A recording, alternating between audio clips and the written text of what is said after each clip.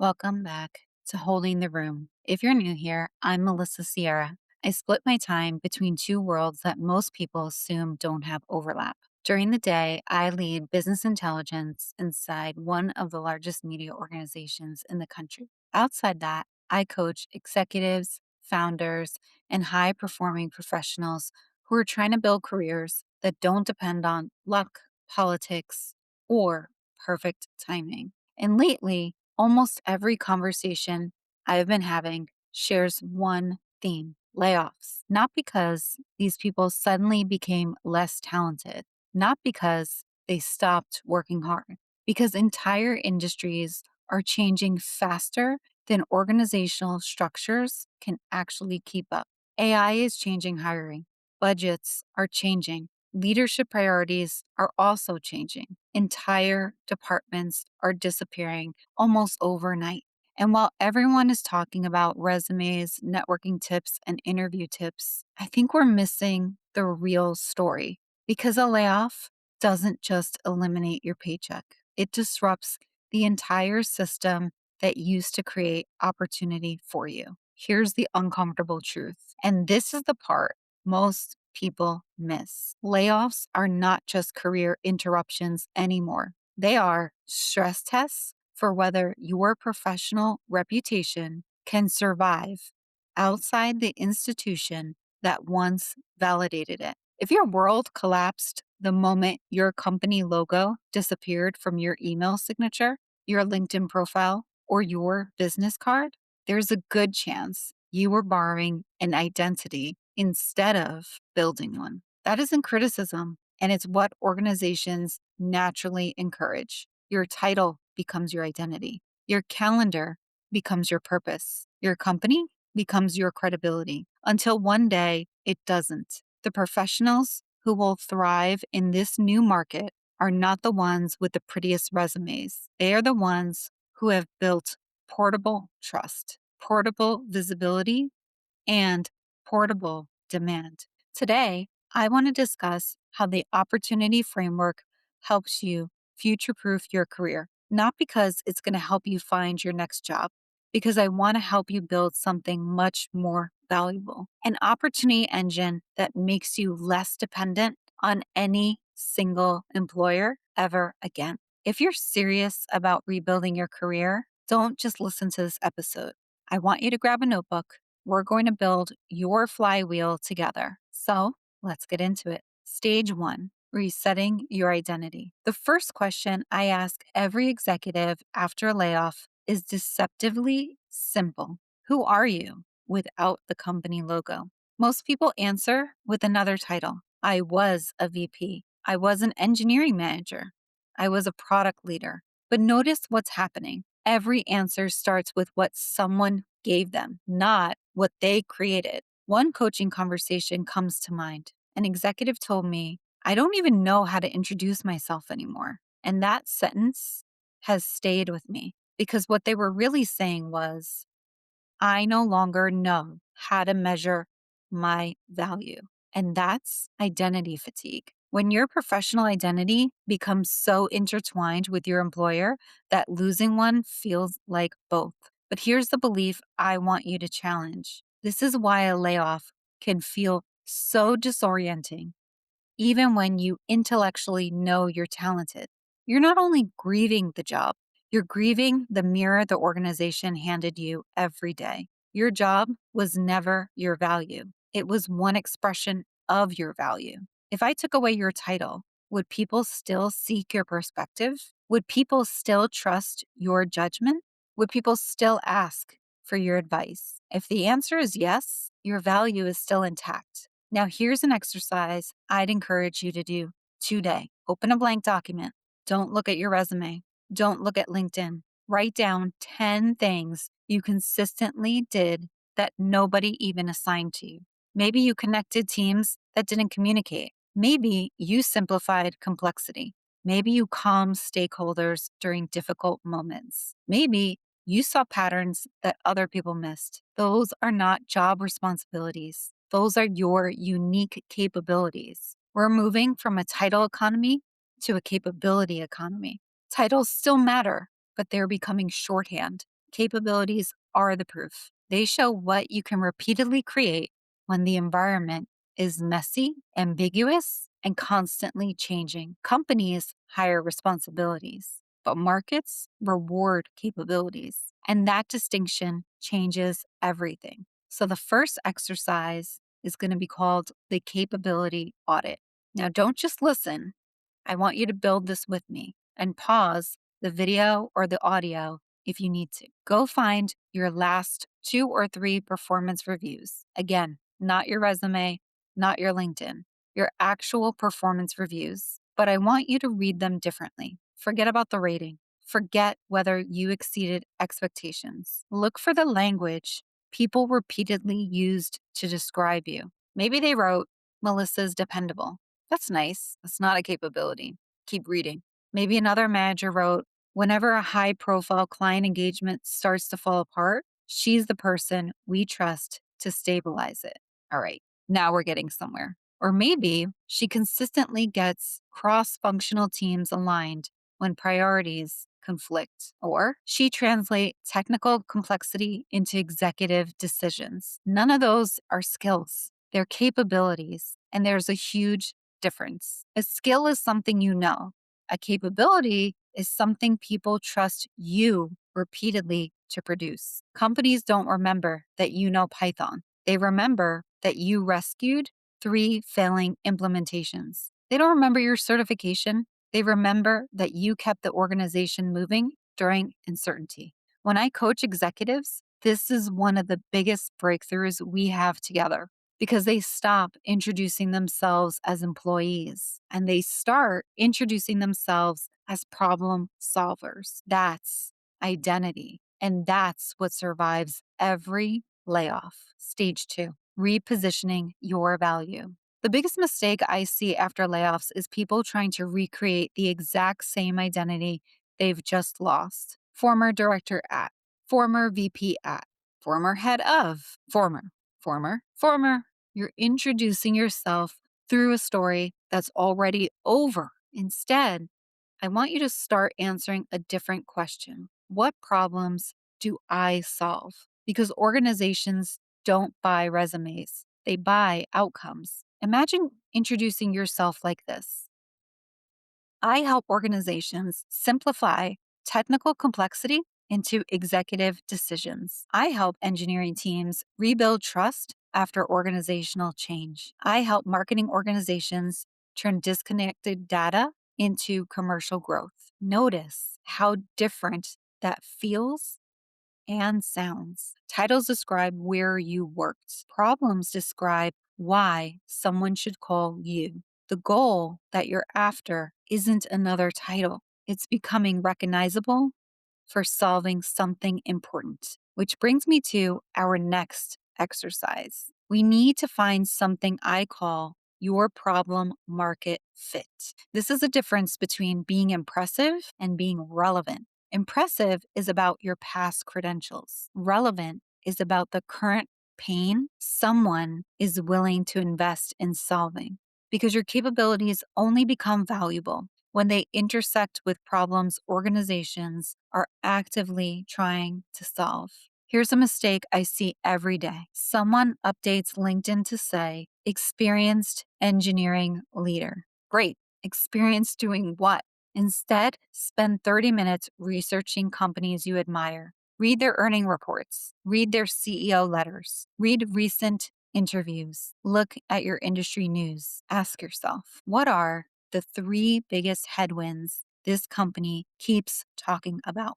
Today, it probably isn't, we need faster growth at all costs. It's more likely we need to integrate AI. We need to improve operational efficiency. We need to reduce cloud costs. We need to simplify our technology stack. Now, go back to your capability audit. Can you connect your capabilities directly to one of those business problems? Instead of saying, I managed cloud infrastructure, I want you to say, I reduced cloud spend while improving platform stability. Instead of, I lead engineering, you say, I help engineering organizations accelerate product delivery without increased burnout. Do you hear the difference? One describes work, the other describes outcomes, and organizations buy those outcomes.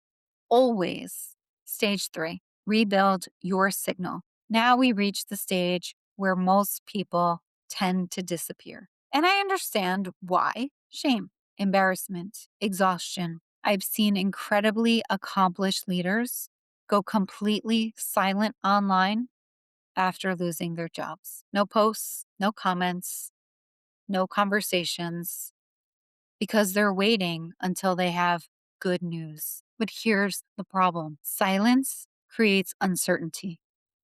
People don't know that you're readily available. People don't know what you're interested in, and people don't know how to help. Visibility isn't self promotion, visibility reduces uncertainty. You don't need to become an influencer. That's not what we're talking about here. But you need to become visible enough that the right people remember you exist. Now, everyone asks me the same question: Melissa, what do I actually post? Good, because most people make visibility about themselves. But that's backwards. Visibility should always be about helping someone else solve a problem. So here's a framework I teach called your signal stack.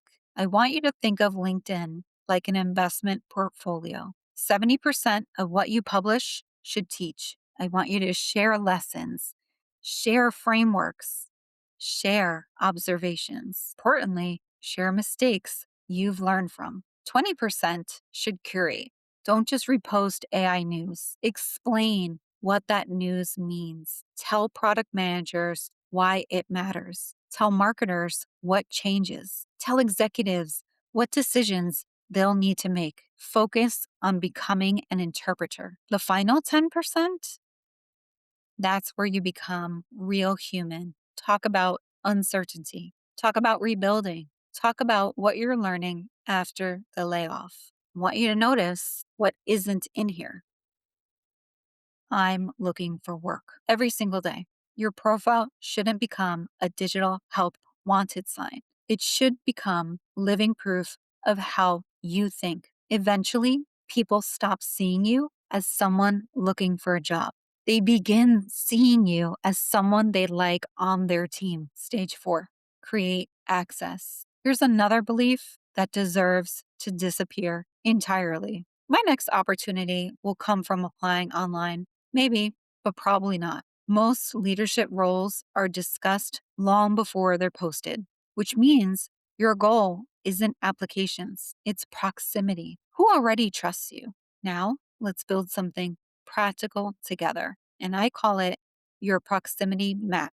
Your next opportunity probably isn't sitting on a job board somewhere online, it's sitting inside someone who already knows your value. Most people think networking means meeting strangers, but I think that's one of the least effective ways to build opportunity. Instead, start with people who already have evidence of your work.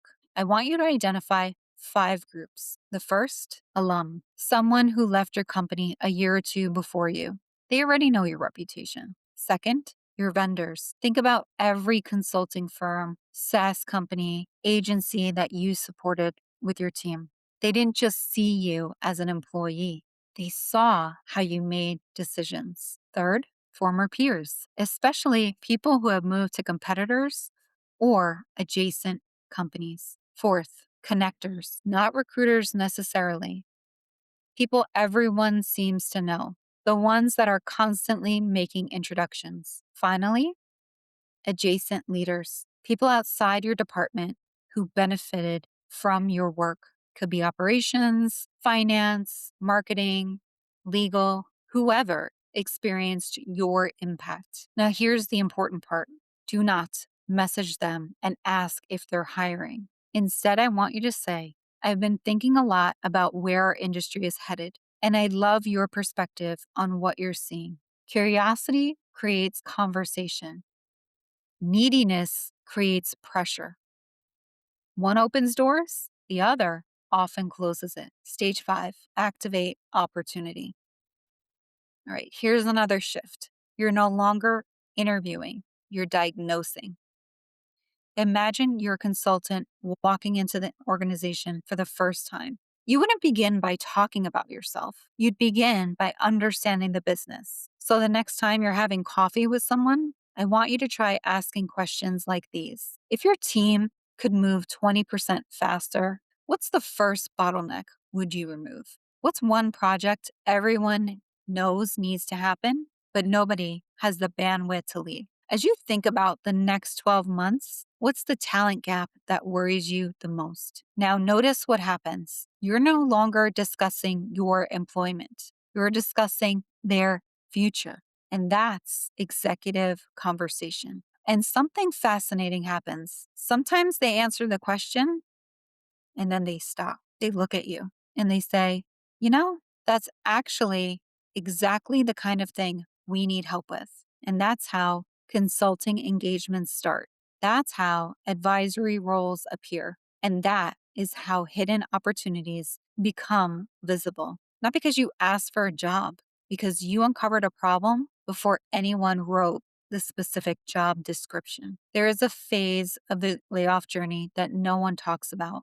It's not the shock of day one, and it's not the celebration of the new offer. It's the 3-month mark, and I call it the messy middle. This is when the initial hustle wears off, your LinkedIn feed starts feeling repetitive, and the treadmill of execution burnout kicks in. Except this time, you aren't even getting a paycheck for all the work that you're putting in. So let's lean into identity fatigue versus momentum. The messy middle is where most people abandon their flywheel. They start to think, I'm doing the signal, I'm creating access, but where is the result? And this is where identity fatigue turns into decision fatigue. You start questioning if your repositioned value was actually a mistake. So, what I want to give you is the 3-part sustainment plan. Number 1, shift from outcomes to inputs. In business intelligence, we don't just look at final revenue, we look at the health of the pipeline. In the messy middle, you must stop measuring your success by job offers, which is a lagging indicator, and start measuring it by high value conversations, a leading indicator. If you had 2 discovery sessions this week, your flywheel is spinning, period, point blank. Number 2, the identity anchor ritual. To fight the feeling that you're just a job seeker, you need a non career win, whether it's a fitness goal, a creative project, or community contribution. You need one area of your life where you are the maker, not the applicant. This protects your ego from the nose of the marketplace. And number 3, the information diet. Burnout comes from over consuming the noise of other people's success. In the messy middle, I want you to limit your signal time. Post your content, engage with your proximity map, and then get out. Don't spend 4 hours doom scrolling. I'm happy to announce posts. It drains your battery, and you need that for your discovery sessions. The messy middle isn't a signal that you're failing, it's a signal that the flywheel is building the friction necessary to eventually create centrifugal force. The silence between your effort and the outcome is where your professional character is actually getting forged. Stage 6, build momentum. And then something wonderful happens. You land consulting work, an interview, an introduction, a board conversation, a new role, and most people stop there. But I don't want you to. Momentum compounds. I want you to ask for recommendations, capture testimonials, write about what you learned through this process, reconnect with the people who helped you, and thank them publicly. One opportunity should create the next. That's the opportunity flywheel. Every rotation should become easier than the last. And eventually, opportunity isn't something you chase. It's something your reputation consistently and continuously generates. Here is my 7-day opportunity flywheel challenge to you. Are you ready? If you haven't got a pen and paper at this point, what are you doing? Let's lean in. Number 1, complete your capability audit. Day 2, rewrite your LinkedIn headline around outcomes specifically. Day 3, I want you to publish one teaching post using the 70-20-10 signal stack that we covered earlier. Day 4, build your proximity map with intentionality. 5, schedule one discovery session. Day 6, reflect on what you learned and refine your positioning. Day 7, share one insight publicly to keep your flywheel moving. I want to leave you with one final thought. A layoff doesn't end your opportunity, it reveals who you're becoming in this opportunity. And for some people, opportunity lived entirely inside one employer, one manager, one organizational chart, one title. The people who recover the fastest build something different. Their opportunity actually exists outside the company. It's built through relationships, reputation, capability, generosity, visibility. And because those things belong to them, no layoff can take them away. If you've recently been laid off, I know this season probably feels uncertain for you. I've coached enough executives to tell you this. Many of the biggest career breakthroughs I've witnessed started with conversations people never wanted to have. And sometimes losing the title creates space to build the career you actually want. So this week, don't start with your resume. Start with stage 1. Ask yourself one question: who am I without the company logo? Because the answer to that question is the foundation of every opportunity you'll create next. If this conversation resonated with you, I'd love to hear from you in the comments. What part of your professional identity are you reclaiming right now, today? If someone you know is navigating a layoff, please share this episode with them. Not because they need another job search checklist, but because they deserve a framework for building a career that's resilient, visible, and future proof. Until next time, remember, opportunity isn't something you find, it's something you build. I'll see you in the next episode, and please subscribe for continuing Leadership Laboratory tips that I share every single week.